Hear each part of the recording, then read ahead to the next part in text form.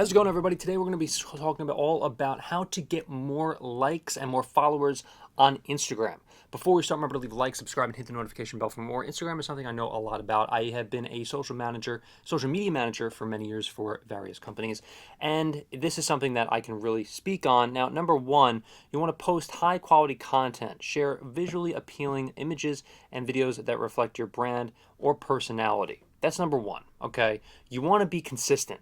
Stick to a regular posting schedule to keep your audience engaged.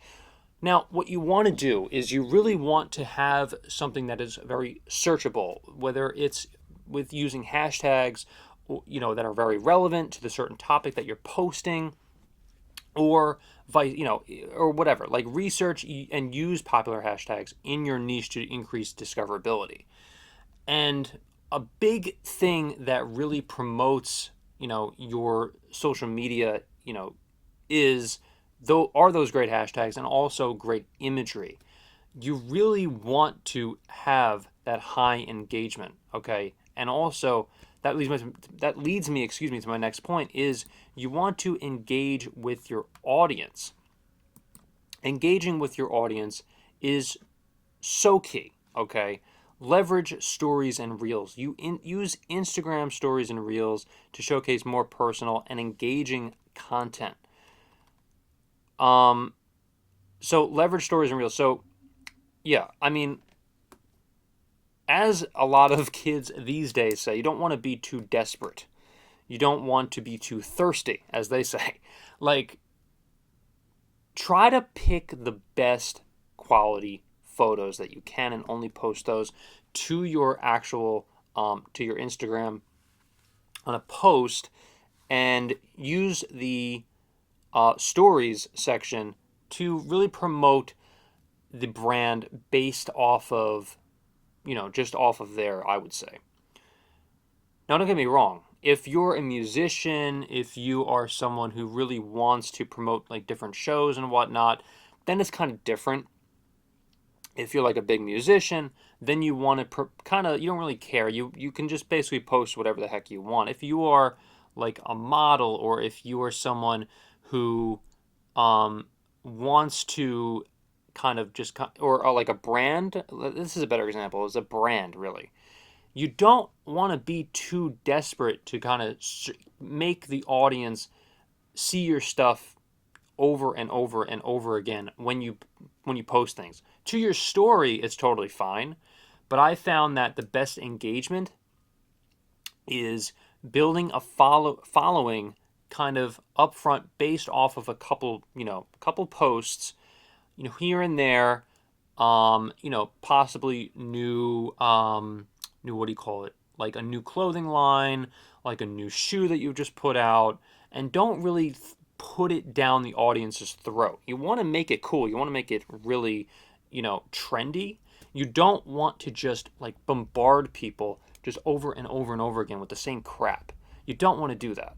You want to post most things on your story, but the stuff that's really big and really, that's going to really pop for your audience and your brand, then you put it in your what do you call it? On your posts there on Instagram.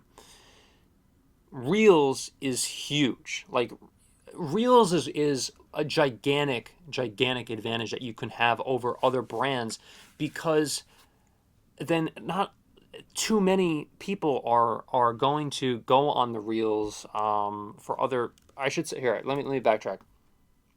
If you do Reels, then you are head and shoulders over everybody else, over your competitors. People are lazy. They don't want to film Reels. They don't want to do this on Instagram. There are some people that don't, I should say.